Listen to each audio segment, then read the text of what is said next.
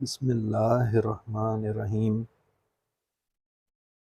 ناظرین، جیسا کہ پہلے بھی بیان میں کر چکا ہوں کہ تاریخ جڑاں کو ہم سوشل میڈیا کے پلیٹ فارم سے آپ تک پہنچانے کی کوشش کر رہے ہیں، تو میری ریکویسٹ ہے کہ آپ اس کو زیادہ سے زیادہ سنیں۔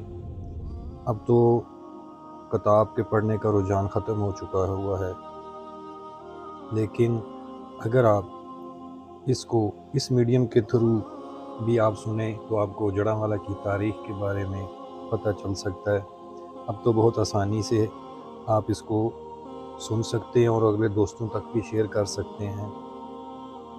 تو آج ہماری اس سیکوینس کا اگلا باب ہے جی، باب نمبر 4، تاریخ جڑاں میں تاریخی آثار۔ تاریخ و روایات سے بھرپور خطہ اراضی۔ جڑاں کی اپنی تاریخ، اپنے موضوعات، اپنی سرزمین اور اپنے ورثہ جات ہیں۔ قدرت نے جڑاں کو جہاں زرعی و صنعتی دولت سے مالا مال کیا ہے، وہاں تاریخی آثار روایات سے بھی اس سرزمین کو لبریز کر دیا ہے۔ جڑاں پنجاب کے محل وقوع میں اپنے قرب و جوار کے ایسے مقام پر واقع ہے جیسے دلہن کے ماتھے پر جھومر نمایاں ہوتا ہے۔ یہ علاقہ تہذیبی طور پر ہڑپا کی دریافت کے نزدیک اور تاریخی طور پر جرنیلی سڑک کے جنکشن کا مقام ہے۔ جڑاں میں درہ راوی کے قریب کئی ایسے ویران ٹیلوں کے متعلق یہ لکھا جا چکا ہے کہ ماضی بعید میں یہاں بستیاں آباد تھیں۔ ان کھنڈرات کی تہہ میں نوادرات کے خزانے دفن ہیں جو وقتاً فوقتاً لوگوں کے ہاتھ لگتے رہتے ہیں۔ یہاں ابتدا میں بار کی آبادی کے دوران مختلف کھدائیوں کے وقت بہت سی انسانی ہڈیاں اور کھوپڑیاں دریافت ہوتی رہی ہیں جو یہاں پر آباد کسی قدیم تہذیب کا پتہ دیتی ہیں۔ لوک داستانوں، فوک کہانیوں اور مرزا صاحبہ کی عشق و محبت کا سفر بھی اس خطہ اراضی پر شروع ہوا اور اسی خطہ پر ہی امر ہو جاتا ہے۔ اس کی ابدی محبت کی قبروں کے جڑواں نشان آج بھی اسی جگہ موجود ہیں۔ اس دھرتی پر جرأت و بہادری کی تاریخ رقم کرنے والوں کی بھی کمی نہیں رہی۔ بھگت سنگھ اور احمد خان کھرل جیسے آزادی کے متوالوں سے کون واقف نہیں۔ ان جانثاروں نے دھرتی کی آزادی کے لیے اپنے سروں کے نذرانے پیش کیے، جن کی قربانیوں پر اہل جڑاں آج بھی فخر کرتے ہیں۔ یہاں کی شاعری ہجر وصال کی غزلوں اور حالات و واقعات کی نظموں سے عبارت ہے۔ اس طرح مقامی سطح کا ایک ایسا ادب تشکیل پا چکا ہے جس کا اپنا ایک مزاج اور اپنا ایک مذاق ہے۔ بچوں کی نوک زبان پر مقامی نوعیت کی پہیلیاں عام ہیں اور بڑے بزرگ اپنی گفتگو میں مقامی محاورے و ضرب المثال بھرپور طور پر استعمال کرتے ہیں، جو یقیناً ایک مستحکم کلچر کی علامت ہے۔ جڑاں میں قدیم نانک شاہی اینٹوں سے تعمیر شدہ کئی ایسی عمارات کے آثار اب بھی باقی ہیں جو اپنی شائستگی کے باعث عظمت رفتہ کی یاد دلاتے ہیں۔ کئی ایسے ٹھوس جغرافیائی شواہد موجود ہیں جو یہاں کی تہذیب کی قدامت پر دلالت کرتے ہیں۔ چنانچہ میں سمجھتا ہوں کہ تاریخ سے واقفیت کے وہ تمام ذرائع سرچشمے اور مشاہدے اس علاقہ میں جا بجا موجود ہیں جن کی تحقیق و تلاش سے تاریخ کی مختلف کڑیاں ترتیب دی جا سکتی ہیں، پھر ان پر غور و فکر کے علمی حوالہ جات کی تائید اور مقامی روایات کی تصدیق کے ساتھ جڑاں کی تاریخ کا تعین کیا جا سکتا ہے۔ جڑاں کا قدیمی ڈیک نالہ۔ جڑاں کے جنوب میں راوی کے ساتھ ایک نالہ ڈیک بھی شرقاً غرباً بہتا ہے۔ دیکھنے میں تو یہ ایک لکیر نما تنگ و طویل نالہ ہے، لیکن دراصل انتہائی تاریخی اہمیت کا حامل قدیم نالہ ہے۔ یہ ڈیک نالہ جموں کشمیر سے نکلتا ہے اور سیالکوٹ سے ہوتا ہوا براستہ بچے کی علاقہ جڑاں میں داخل ہوتا ہے۔ نالہ ڈیک کے ساتھ ساتھ رنگ پور، سید پور، گنیز پور، پنڈی عیسیٰ اور دان آباد کی قدیم بستیاں اب بھی واقع ہیں۔ مذکورہ بستیوں کے مقیم بزرگوں کے بقول یہاں کے قدیم باشندے نالہ ڈیک کے پانی سے اپنی روزمرہ زندگی کے علاوہ ضروریات زرعی کی تکمیل بھی کرتے تھے۔ اس مقصد کے لیے یہاں کے قدیم باشندے نالہ ڈیک کے درمیان عارضی رکاوٹ کھڑی کر دیتے۔ رکاوٹ کے مقام پر پانی کناروں تک لبالب بھرنے لگتا اور پیچھے کی بہاؤ کی قوت کے باعث کناروں کے اوپر سے نکل کر اطراف میں پھیل جاتا۔ اس طرح بارشوں کے بغیر بھی صرف نالا ڈیک کے بہتے پانی کو مقامی باشندے اپنی عقل مندی سے کام میں لا کر موسمی فصلوں کو اگاتے، بلکہ جانوروں کے چارے کے لیے سارا سال سبزہ کی ضرورت کو بھی پورا کیا کرتے تھے۔ مجھے یہ بھی بتایا گیا کہ اس نالہ میں مختلف سائز و اقسام کی مچھلیاں بھی پائی جاتی تھیں، جنہیں مختلف حربوں سے پکڑا جاتا۔ خواتین کپڑے دھوتی، میٹھا پانی بھرتی، 2-2 دن گھڑے اٹھائے روانہ ہوتی، بچے لوگ مچھلیاں پکڑتے اور بڑے لوگ ڈیک کے مختلف مقامات پر رکاوٹیں کھڑی کر کے پانی کے بہاؤ کو اپنے کھیتوں کی جانب رخ دینے کی کوشش بھی کرتے، پڑھتے، ہنستے، پھسلتے دکھائی دیتے تھے۔ یوں یہ نالہ صبح کی پھوٹتی کرنوں اور سورج کی ڈھلتی شاموں تک ایک حسین ندی کا رومانوی منظر پیش کرتا تھا۔ گیزیٹئر آف منٹگمری کے صفحہ 5 پر اسی نالہ کا مختصر تذکرہ موجود ہے اور لکھا ہے کہ بوچیکی سے 35 میل کی مسافت پر یہ نالہ 11 فٹ گہرائی اور 66 فٹ چوڑائی پر پھیل جاتا ہے اور دریائے راوی کے متوازی بہتا ہے۔ یہ نالہ قدرتی طور پر جہاں گہرا ہوتا ہے وہاں کم چوڑا ہو جاتا ہے اور جہاں کم گہرائی رکھتا ہے وہاں زیادہ پھیل جاتا ہے۔ اٹلس آف پاکستان میں پنجاب کے جغرافیائی نقشہ پر آج بھی یہی نالہ اپنی قدرتی بل کھاتی ہوئی شکل میں اسی طرح دکھائی دے رہا ہے۔ موقع پر جا کر اس نالے کا مشاہدہ کریں تو اس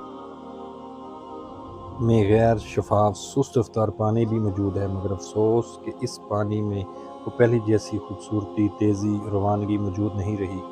شاید اس لیے کہ اب اس ڈیک کا پانی نہ تو کشمیر کے چشموں سے پھوٹتا ہے اور نہ ہی بلند آبشاروں سے گرتا ہے، بلکہ شیخو پورہ کی فیکٹریوں سے نکلنے والا زہریلا سیال ہے جو اس نالہ ڈیک میں سست روی کے ساتھ موجود رہتا ہے۔ ماضی کے رومانوی منظر کا حامل یہ نالہ ڈیک جموں کشمیر سے نکلے بے شمار مقامات سے گزرنے اور سینکڑوں میل سفر طے کرنے کے بعد بالآخر اپنی منزل مقصود جڑاں میں آ پہنچتا ہے اور یہاں راوی کی وسعتوں میں گم ہو جاتا ہے۔ جڑاں کا تاریخی قبرستان۔ جڑاں کے جنوب مغرب میں سید والا روڈ پر ایک قدیم قبرستان موجود ہے جو علاقہ کی وسیع آبادی کا واحد قبرستان ہے۔ کسی زمانے میں یہاں درس و تدریس کا بڑا مدرسہ بھی قائم تھا۔ یہ مدرسہ فزیکلی طور پر تو موجود نہیں مگر مدرسہ کا نام اور نشان اب بھی باقی ہے۔ اس مدرسہ کی نسبت سے اسے مدرسہ قبرستان کہتے ہیں۔ یہاں کے لوگ بتاتے ہیں کہ یہ نہایت قدیم قبرستان ہے جو وسیع رقبے پر مشتمل ہے۔ کئی مرتبہ قبروں کی کھدائی کے دوران قدیم کندہ پتھروں، بڑی بڑی تکونی سائز کے پختہ سیلوں اور پہلے سے موجود قبروں کے نشانات بھی پائے گئے ہیں۔ کچھ پڑھے لکھے بزرگوں نے یہ عجیب روایت بیان کی ہے کہ یہ قبرستان ظہور اسلام سے بھی پہلے کے زمانہ کا ہے۔ ان بزرگوں کے بقول زمانہ جاہلیت میں انسانی مردوں کو ایک مخصوص خطۂ اراضی میں کھلے عام رکھ دیا جاتا، زمین میں دبا دیا جاتا تھا۔ تاریخ کی کتب میں تو یوں بھی مذکور ہے کہ عمرا کی مردہ لاشوں کو ان کے قیمتی زیورات و پرچہ جات، خوراک و اجناس کے کافی ذخیرے، حتیٰ کہ زندہ غلاموں اور کنیزوں تک کو ان کے مردوں کے ساتھ درگور کر دیا۔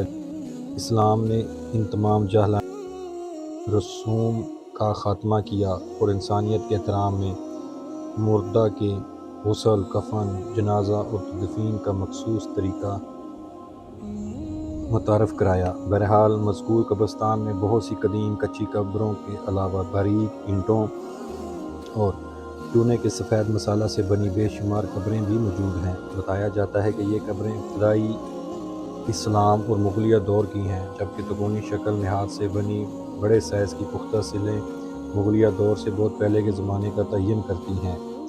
افسوسناک امر یہ ہے کہ کئی تاریخی قبریں زمین میں دھنس چکی ہیں۔ میں نے چک حمام کے مقامی گورکنوں بشیر ولد باتا اور محبت ولد عمر کو متعدد مرتبہ اپنے ہمراہ لے جا کر ان کی نشاندہی پر مٹی کھود کر قدیم نانک شاہی اینٹوں سے بنی کئی قبروں کا از خود مشاہدہ کیا ہے۔ کئی پرانی قبروں کی کھڑی ہوئی باریک اینٹوں کو لوگوں نے اٹھا کر اپنے عزیزوں کی قبروں سے جوڑ رکھا ہے۔ اس طرح کئی تاریخی قبروں کے نشان مٹتے اور دھنستے چلے جاتے ہیں۔ قبرستان کے قدیم ہونے کا اندازہ قبرستان کے وسیع رقبے سے بھی بخوبی کیا جا سکتا ہے۔ مقامی حلقہ پٹوار محمد یاسین کے مہیا کردہ ریکارڈ کے مطابق مربع نمبر 50 تک قبرستان پھیلا ہوا ہے۔ 5.5 مربع سے زائد قبرستان کا کل رقبہ 141 ایکڑ 5 کنال اور 11 مرلہ پر مشتمل ہے، جو پنجاب کے کسی بھی بڑے قبرستان سے کم نہیں۔ یہ قبرستان اپنے تاریخی آثار کے تحفظ کے لیے مقامی انتظامیہ، خدمت کا جذبہ رکھنے والے سماجی افراد اور طلباء کے اسکاؤٹ گروپ کی مدد کا منتظر ہے۔ اس کا حوالہ ہے جی محمد یاسین، متعلقہ پٹواری، حلقہ حماد، جڑانوالہ میں صحابی رضی اللہ عنہ کی قبر کی روایت۔ مدرسہ قبرستان میں قدیم نانک شاہی اینٹوں سے تعمیر شدہ ایک طویل قبر موجود ہے، جسے عرف عام میں 5 غزی اور 5 پیر کہا جاتا ہے، جبکہ یہی قبر صحابہ قبر کے نام سے بھی موسوم ہے۔ بزرگ بتاتے ہیں کہ غیر معمولی طوالت کے باعث یہ قبر 5 غزی معروف ہوئی، اور پھر لفظ 5 کے الغب اور کثرت استعمال سے 5 پیر مشہور ہو گئی، لیکن موقع پر اب بھی قبر ایک ہی ہے، 5 نہیں ہیں۔ قبر کا مشاہدہ میں نے راوی کے ہمراہ خود موقع پر جا کر کیا ہے اور فوٹو بھی محفوظ کیا ہے۔ کچھ بزرگوں نے یہ بھی توجیہ فرمائی ہے کہ اس قبر سے متعلق اصل لفظ صحابی نہیں بلکہ اصحاب منسوب ہے، اور مخصوص مقامی زبان میں اصحاب کا لفظ کسی برگزیدہ ہستی کے لیے استعمال ہوتا ہے۔ اس سے مراد کوئی صحابی ضروری نہیں۔ یہ درست ہے کہ کسی نامعلوم قبر کو صحابی کی قبر سے نسبت دینے میں احتیاط کا پہلو نظر انداز نہیں کرنا چاہیے، مگر یہ بات کچھ ایسی غلط بھی نہیں ہے، کیونکہ تاریخی طور پر اگر ایسی طویل قبروں کا جائزہ لیا جائے تو 5، 7 اور 9 غزی قبروں کے انکشاف یورپ کے مختلف علاقوں، روس اور چین وغیرہ میں بھی ہوئے ہیں۔ پاکستان میں پنجگور، بلوچستان، شمالی علاقہ جات اور کشمیر میں ایسی طویل قبریں موجود ہیں جن پر صحابہ کی قبریں ہونے کا قیاس کیا جاتا ہے۔ پرانے وقتوں میں کسی شخص کے تقویٰ و بزرگی کی بنیاد پر اس شخص کی قبر کی لمبائی بھی اسی قدر طویل رکھی جاتی تھی، یعنی قبر کی طوالت سے مدفون کی بزرگی و بڑائی کو ظاہر کیا جانا مقصود ہوتا تھا، اور ایسی ہی قبروں پر نام کے کتبہ کا موجود نہ ہونا بھی خود قبر کی قدامت پر دلالت کرتا ہے۔ چنانچہ ایسی طویل و منفرد قبریں صحابہ کرام یا ان برگزیدہ مبلغین کی ہی ہو سکتی ہیں جو ابتدائی اسلام میں دور دراز سے ہجرت کر کے یہاں پہنچے اور ان علاقوں میں اسلام کو متعارف کروایا۔ یہ ایک تاریخی حقیقت ہے کہ حضور نبی کریم صلی اللہ علیہ وآلہ وسلم کے آخری خطبہ حجۃ الوداع کے موقع پر 1,24,000 صحابہ کرام رضی اللہ تعالیٰ عنہم موجود تھے، مگر آج مکہ مدینہ میں محض چند قبروں کے نشان ملتے ہیں۔ باقی تمام صحابہ کرام تبلیغ اسلام کے لیے دنیا بھر میں پھیل گئے تھے۔ جیسا کہ زمانہ قدیم میں دریاؤں کے نزدیک ہی انسانی آبادیاں قائم ہوتی تھیں اور تاجر مسافر لوگ عموماً دریاؤں کے کنارے پر ہی سفر کیا کرتے تھے، اس لیے کچھ بعید نہیں کہ کوئی صحابی دریا کے رخ پر سفر کرتا ہوا یہاں تک آ پہنچا ہو اور ان بستیوں میں ڈیرے ڈال کر لوگوں کو مشرفہ باسلام کیا ہو۔ دوسری دلیل یہ بھی دی جا سکتی ہے کہ مقامی لوگوں کے بقول یہ قبرستان زیادہ متبرک محترم ہے اور دوسرے قبرستانوں کی طرح بھاری نہیں۔ لوگ بے خوف و خطر رات کو بھی قبرستان سے گزر جاتے ہیں، جبکہ قبرستان کے مقدس ہونے کے پیش نظر ماضی میں چند مقامی زبان میں چناء کے کناروں اور دریائے راوی کے اس پار سے بھی میتوں کو یہاں لا کر دفن کیا جاتا رہا ہے۔ چنانچہ مدرسہ قبرستان کے اس غیر معمولی تقدس کی وجہ سوائے صحابی کی قبر کے کوئی اور ہو نہیں سکتی۔ واللہ اعلم بالصواب۔ قبر مبارک کی نشاندہی باوجہ دانستہ نہیں کی جا رہی۔ روایت جی رائے محمد اقبال عارف ولد خان محمد، پیدائش 1934، ساکن موضع پنڈی عیسیٰ۔ نیکسٹ پوائنٹ ہے جی قدیم بگی مسجد۔ ہر چوکی سے آگے باریک اینٹوں سے بنی ایک مسجد موجود ہے جو اپنی ساخت اور مخصوص طرز تعمیر کے حوالے سے قدیم ہے۔ چونکہ مسجد کا مخروطی گنبد سفید رنگ کا تھا، اس لیے گنبد کی سفیدی کے باعث اسے مقامی زبان میں بگی مسجد کہا جانے لگا۔ بگی مسجد کے متعلق بتایا گیا ہے کہ حجرہ شاہ مقیم کے معروف بزرگ حضرت پیر سید مقیم شاہ نے اپنے ایک مرید خاص حضرت میاں محمد یوسف کو خلافت کی مسند عطا کر کے اس مقام پر تبلیغ دین کے لیے روانہ کیا۔ اب بگی مسجد کے موجودہ مقام پر یہ ہے جی علاقہ جڑمہ میں راوی کنارے قدیم آبادی کی ایک قدیم مسجد بگی مسجد۔ یہ جی اس کی تصویر ہے۔ پہنچے اور دعوت دین کا فریضہ انجام دیا، مسجد کی تعمیر کی اور مسجد ہی میں مدرسہ قائم کر کے درس و تدریس کا سلسلہ بھی شروع کیا۔ حضرت میاں محمد یوسف کے علم تقویٰ کی شہرت دور دور تک پھیل گئی، حتیٰ کہ اس وقت کے برصغیر کے حکمرانوں نے بھی علاقہ میں آپ کی علمی خدمات کو سراہا۔ آپ کی اولاد میں سے مولانا احمد علی نے قدیم فارسی کی عبارت زبانی سناتے ہوئے یہ دعویٰ کیا کہ تخت شاہی کی یہ تحریر و دستاویزی شکل میں ان کے پاس اب بھی محفوظ ہے۔ راوی نے بتایا چونکہ حضرت میاں یوسف درویش صفت بزرگ تھے، اس لیے انہوں نے امراء کی جانب سے اپنی کسی تعریف پر کوئی توجہ نہ دی اور اپنے مرشد کے حکم پر تبلیغ و تدریس کے مشن کو جاری رکھا۔ روایت جی مولانا احمد علی بمقام ہرچو کی ساکن حال جڑاں والا۔ نیکسٹ پوائنٹ ہے جی مغلیہ تعمیر بگے محل۔ بچیانہ روڈ پر ظفروال سے آگے چک نمبر 653 قافلے کو بگے محل بھی کہتے ہیں۔ بگے محل دراصل ایک قدیم عمارت ہے جو مغلیہ دور میں یہاں تعمیر ہوئی تھی۔ یہ عمارت تقریباً 12 وسیع کمروں پر مشتمل تھی جو 12 دری کی طرح چاروں طرف کھلے ہوئے تھے۔ کہا جاتا ہے کہ محرابوں کے نیچے دروازے اس قدر بلند تھے کہ اونٹ بآسانی گزر سکتے تھے۔ نانک شاہی اینٹوں کے اوپر سفید پتھروں کے مخصوص مسالے سے عمارت کو پلستر کیا گیا تھا اور پھر اس کے اوپر خوبصورت نقش و نگار بھی بنائے گئے تھے۔ کیونکہ مقامی زبان میں سفید رنگ کو بگا کہا جاتا ہے، یہ سفید عمارت پہل نما بنائی گئی تھی، اس نسبت سے اسے بگے محل کہا جانے لگا اور یوں یہاں آباد ہونے کے باعث پنڈ بگے محل مشہور ہو گیا۔ بگے محل کے آثار اب بھی موجود ہیں لیکن لوگوں کے تصرف میں آ چکے ہیں۔ بگے محل سے متعلق یہ روایت مشہور ہے کہ اسے شہزادہ دارالشکوہ نے تعمیر کروایا تھا۔ دارالشکوہ 1615 عیسوی میں پیدا ہوا مغل شہنشاہ شاہ جہاں کا بیٹا تھا۔ نہایت نرم دل، درد اندیش، حلیم الطبع انسان تھا، شکار کا شوقین تھا اور فن تعمیر سے بھی دلچسپی رکھتا تھا، جبکہ فارسی و سنسکرت کا عالم تھا۔ اس خصوصیت کی بنیاد پر شاہ جہاں نے اسے دارالشکوہ کو 1633 میں ولی عہد نامزد کر دیا، جس کا دارا کے بھائی اورنگزیب کو رنج ہوا۔ 1657 عیسوی میں شاہ جہاں کے بیمار ہونے پر اورنگزیب نے تخت پر قبضہ کر لیا تو دارا شکوہ کو یہ جڑاں والا کے گاؤں بگے محل میں موجود قدیم تعمیرات کی آثار اس گاؤں کی وجہ تسمیہ بھی ہیں اور 500 سال قبل کی تاریخی شواہد بھی۔ ماضی میں جڑاں والا کی علاقائی اہمیت کی ایک اور ٹھوس جغرافی حقیقت کے آثار۔ یہ جی بگے محل کے آثار، ان کی تصاویر۔ یہ بڑے خستہ حال ہو چکے ہیں انتظامیہ کی توجہ نہ ہونے کی وجہ سے،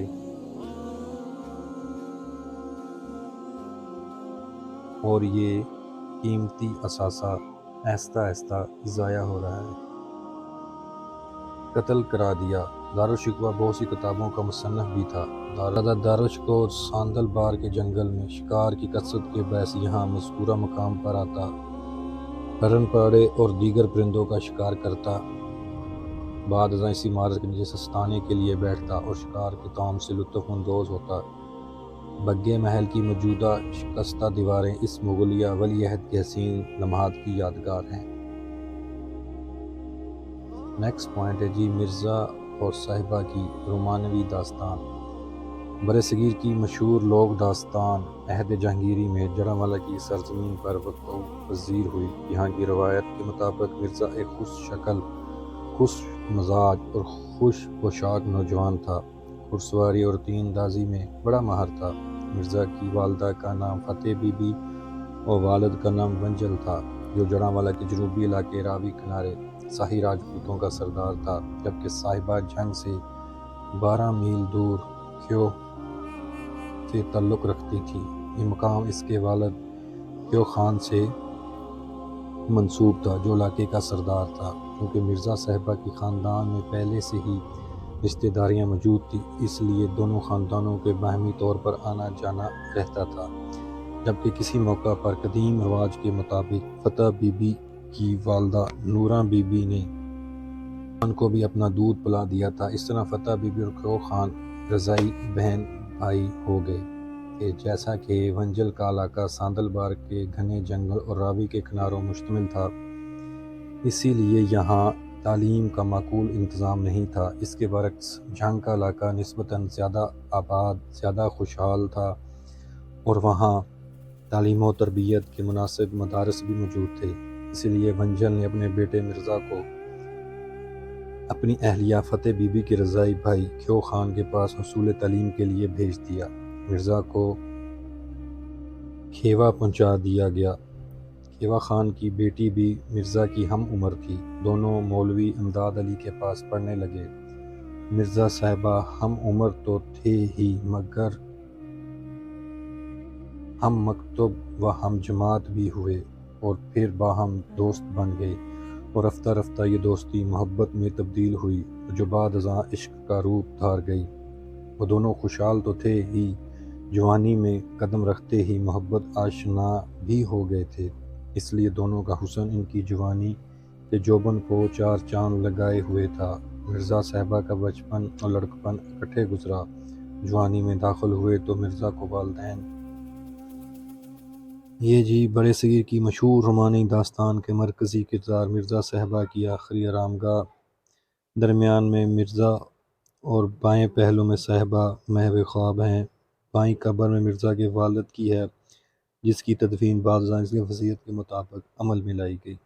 یہ جی مرزا صاحبہ کی قبریں، دانا آباد کے قریب یہ جگہ ہے جی۔ نے واپس بلا لیا۔ ہجر کے یہ لمحے صدیوں پر محیط لگے۔ انہوں نے محبت کی شدت کو محسوس کیا اور یہ اندازہ لگایا کہ اب ایک دوسرے کے بغیر جینا محال ہے۔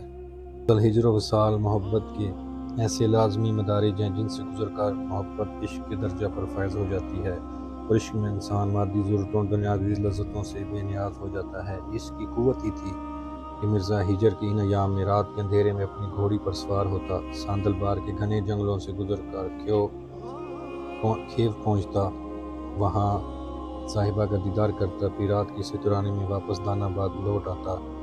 وقت گزرنے کے ساتھ ساتھ مرزا صاحبہ کا عشق اب ڈھکا چھپا نہیں رہا۔ جوں جوں ان پر سختیاں پابندیاں لگائیں جاتیں، تو ان کی محبت میں نیا جوش و ولولہ پیدا ہوتا چلا جاتا۔ مرزا کی حالت دیکھ کر ونجل نے مرزا کی والدہ فتح بی بی کو ابتدائی بات چیت کے لیے اس کے رضاعی بھائی صاحبہ کے والد کھیو خان کے پاس رشتہ کے لیے بھیجا۔ کھیو خان نے اس پیغام کو اپنی بیٹی کی سرکشی اور اپنی غیرت کے خلاف سمجھا اور صاحبہ کا رشتہ دینے سے انکار کر دیا۔ کھیو خان نے اپنی بیٹی کو جلد بیاہ دینے کا فیصلہ کیا اور چودر قوم کے سردار جانپ کے بیٹے طاہر خان سے صاحبہ کی نسبت طے کر دی۔ شادی کی تیاریاں شروع ہو گئیں۔ ادھر صاحبہ نے مرزا کو پیغام بھجوایا کہ وہ کچھ کرے ورنہ اسے طاہر خان کی نکاح میں دے دیا جائے گا۔ مرزا یہ پیغام سن کر مضطرب ہو گیا۔ مرزا کے لیے صاحبہ کا کسی اور سے منسوب ہو جانا ناقابل برداشت تھا۔ مرزا اپنی گھوڑی کو سر پر دوڑاتا عین رخصتی کے دن کھیو پہنچ گیا۔ وہاں اپنی ایک خالہ ابو کے ذریعے صاحبہ کو بلایا اور گھوڑی پر سوار کر کے چھپتے چھپاتے واپسی کی راہ لی۔ عشق کی منزل میں وفا کا اس رستے پر مرزا کی گھوڑی نیلی بکی کی وفائیں بھی ان کے ساتھ تھیں۔ میں سمجھتا ہوں جب مرزا صاحبہ کی وفاؤں کا تذکرہ ہو تو اس موقع پر نیلی بکی کی وفاؤں کو بھی بھولنا نہیں چاہیے۔ وہ نیلی بکی جو دانا آباد سے کھیو تک 40 کوس کا فاصلہ طے کر کے ابھی پہنچی ہی تھی کہ اس دوران مرزا کی چابک کا اشارہ پاتے ہی ایک بار پھر چوکڑیاں بھرنے لگی۔ پہلے سفر کی تھکاوٹ اور دوسرے سفر میں دو سواروں کے دوہرے بوجھ اور درپیش طویل مسافت کے باوجود مکی کے قدم ڈگمگائے نہیں، بلکہ وہ مرزا کی آغوش میں پناہ دیے دشمن کے علاقے سے بہت جلد دور نکل جانے کے لیے بےتاب تھی۔ اسی لیے اس کی رفتار پہلے سے بھی زیادہ تیز تھی۔ مرزا کو جب تسلی ہوئی کہ وہ جنگ سیال کی حدود سے کافی دور نکل کر اپنے علاقے میں آ چکا ہے، تو وہ گھوڑی کو کچھ دیر آرام دینے یا خود سستانے کے لیے نیچے اتر آیا اور شاید اپنی کسی ضرورت کے تحت کمان میں تیر ڈالا اور دور بیٹھے پرندے کو نشانہ بنایا۔ کہتے ہیں کہ مرزا کا ٹھیک نشانہ کا صاحبہ پر گہرا اثر ہوا۔ اس دوران مرزا کی آنکھ لگ گئی۔ صاحبہ نے سوائے ایک تیر کے باقی تمام تیر توڑ ڈالے۔ روایت کیا جاتا ہے کہ صاحبہ کی یہ خدشہ لاحق ہو گیا تھا کہ اس کا بھائی خان شمشیر اس کے پیچھے ضرور آئے گا، لہٰذا وہ مرزا کے ہاتھوں اپنے بھائی کو مروانا نہیں چاہتی تھی۔ اس خدشہ کے پیش نظر اس نے تمام تیر توڑ ڈالے تھے۔ صاحبہ کا اندیشہ اس کے اندازوں سے کہیں زیادہ درست نکلا، کیونکہ صاحبہ کا بھائی خان شمیر اپنے قبیلہ کے جوانوں کے ہمراہ اس کے تعاقب میں یہاں پہنچ آیا تھا، اور خود طاہر خان بھی اپنی برات کے جوانوں کو سپاہ ایسے انداز میں لیے مرزا کے مقابلے پر اتر آیا۔ مرزا اپنی منزل پر پہنچ جاتا تو یقیناً آمدہ حالات کی پہلے سے منصوبہ بندی کر لیتا، لیکن بدقسمتی سے خان شمیر نے اپنے ساتھیوں سمیت مرزا کو راستے ہی میں دھر لیا۔ مرزا نے اپنے دفاع میں ترکش سے تیر نکالے تو وہ ٹوٹے ہوئے تھے۔ مرزا تقدیر کا فیصلہ جان گیا، مگر اپنے جیتے جی صاحبہ کو خود سے جدا کرنا بھی اس کے لیے ممکن نہ تھا۔ وہ نہتا ہونے کے باوجود آخری دم پر تنہا مزاحمت کرتا رہا۔ صاحبہ کی آزاری کا کسی پر کوئی اثر نہ ہوا۔ وہ سب مل کر مرزا کو بے دردی سے مارے جا رہے تھے، اور صاحبہ کی آنکھوں کے سامنے اس کے محبوب مرزا کو تیروں تلواروں سے چھلنی کر دیا۔ ایک روایت یہ بیان کی جاتی ہے کہ صاحبہ کو بھی غیرت کے انتقام میں اسی جگہ مرزا کے ساتھ ہی ہلاک کر دیا گیا اور اسے واپس لے جانا خلاف شان سمجھا گیا، کیونکہ صاحبہ گھر کی دہلیز پار کر چکی تھی اور اس کی دانست نے ان کی ناموس کو داغدار کر دیا تھا، اس لیے اسے واپس لے جانا اس وقت کے دستور کے مطابق خلاف غیرت تھا۔ دوسری روایت یہ ہے کہ صاحبہ کو واپس لے جایا گیا، مگر اس کے سخت جارحانہ رویے کے باعث اسے کھیو میں ہلاک کیا گیا اور وہیں دفنا دیا گیا، جبکہ مرزا اس کی گھوڑی بکی کی موقع پر ہی شاہی راجپوتوں نے تدفین کی۔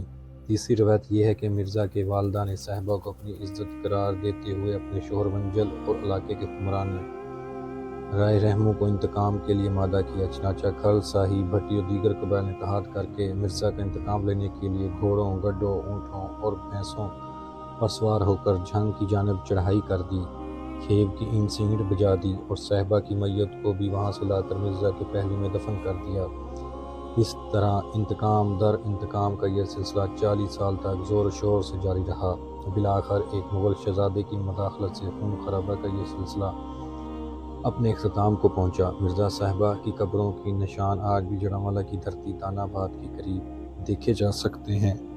جڑانوالہ کی اقوام ہندوؤں کی قدیم کتاب منوسمرتی کے حوالے سے روایت کیا گیا ہے کہ ابتدائی زمانہ میں قدیم ہندوستان میں معاشرتی نظام کو چلانے کے لیے افراد کو 4 قبائل میں تقسیم کیا گیا تھا۔ یہ 4 قبیلے برہمن، کشتری، ویش اور شودر کے نام سے موسوم ہوئے۔ مذہبی تعلیم دینے والے افراد کو برہمن کا نام دیا گیا۔ دفاعی و ریاستی امور کی ذمہ داری کشتریوں کے سپرد کی گئی اور انہوں میں سے بادشاہ، راجے، مہاراجے اور لڑنے والے عسکری افراد بھی ہوا کرتے تھے۔ ویش کی شناخت رکھنے والے لوگ زراعت اور تجارت کے پیشوں سے وابستہ ہوئے، جبکہ مختلف خدمات کی تشخیص کے لیے شودر افراد مقرر ہوئے۔ اسی طرح مختلف ذمہ داریوں کے حوالہ سے افراد کی یہ تقسیم کئی صدیوں بعد بڑی قوموں اور ذیلی قومیت کی شکل اختیار کر گئی۔ جڑانوالہ میں آباد راجپوت، کھل، سیال، شاہی، کھوکھر، جٹ، رائیں وغیرہ تھوڑے بہت فرق کے ساتھ یہاں کی قدیم قومیں ہیں، جبکہ ذیلی اقوام میں چیما، چٹھا، کلیار، چوہان، پنوار، وسیر، چدر، کھچی، ٹوانے، بھوٹا، سپرا، جوتے، جپے، جنجویا، ہرل، نول، ہنجرا، پرک، تور، کلاسن، نون، راجو کے شامل ہیں۔ جڑانوالہ میں بلوچ، پٹھان، عوام، سید، گجر، بھٹی کے اقوام بھی موجود ہیں۔ جو بعد ازاں یہاں آ کر آباد ہوئے اور اب جڑاں کا مجموعی حصہ ہیں۔ نیکسٹ پوائنٹ ہے جی کھرل اقوام کا مورث اعلیٰ جڑاں میں۔ گزشتہ موضوع جڑاں کی اقوام میں یہ تذکرہ کیا جا چکا ہے کہ کھرل دراصل راجپوت کی ایک گوت ہے اور اب کھرلوں کی کئی ذیلی شاخیں وجود پا چکی ہیں۔ کھرل اقوام کا شجرہ نسب بہت دور تک چلا جاتا ہے جو قبل مسیح کی معروف اقوام سے جا ملتا ہے، جبکہ یہ لوگ راوی بیلٹ کے ساتھ ساتھ لاہور سے بہاولپور کے علاقہ، بھاول نگر، ساہیوال، اٹواڑہ، فیصل آباد، شیخو پورہ اور جھنگ تک کے اضلاع میں آباد ہیں۔ لیکن ہمارے لیے یہاں اہم سوال یہ ہے کہ جڑاں میں اس قدیم قوم کی ابتدا کس نام اور کس مقام سے ہوئی؟ اس سوال کے جواب سے پہلے یہ جاننا ضروری ہے کہ کھرل قوم کے ایک بزرگ رائے جیسل نے حضرت پیر مخدوم جہانیہ جاں گشت رحمۃ اللہ علیہ کے دست حق پرست پر اسلام قبول کیا تھا اور اقتدار سے منہ موڑ کر مرشد کے ساتھ عبادت و ریاضت میں مشغول ہو گئے۔ حضرت جہانیہ نے کچھ عرصہ تک آپ کی دینی تربیت فرمائی اور بعد ازاں آپ کو منتقبری کے علاقے میں بھیج دیا اور ملتان کے فرما روا سے یہاں وسیع جاگیر بھی دلا دی۔ تاریخ پر نظر دوڑائی جائے تو جڑاں تھے متصل سید والا اور منتگمری کا علاقہ مغل ادوار میں دفاعی لائن کے طور پر انتہائی اہم رہا۔ اس دور سے پہلے بھی یہ علاقہ مرکزی اہمیت کا حامل رہا ہے، جبکہ ماضی میں یہ ہڑپا تہذیب کا گہوارہ تھا۔ اس سیاق و سباق میں رائے جیسل کے شجرہ نسب پر اگر غور کیا جائے تو اس میں رائے بھوپا کا نام بھی آتا ہے۔ تاریخ کھرل راجپوت کے صفحہ نمبر 65 پر رائے بھوپا کو المعروف رائے کھیو بھی لکھا گیا ہے، اور خوشگوار حیرت کی بات یہ ہے کہ حضرت کھیو کا مزار راوی کنارے جڑاں کی حدود میں واقع ہے، جو اس علاقے کی مرکزیت کی ایک بڑی دلیل ہے۔ روایت کیا جاتا ہے کہ یہ وہی رائے بھوپا معروف کھیو ہے جو رائے جیسل کا بیٹا اور رائے کھرل کا والد ہے۔ لہٰذا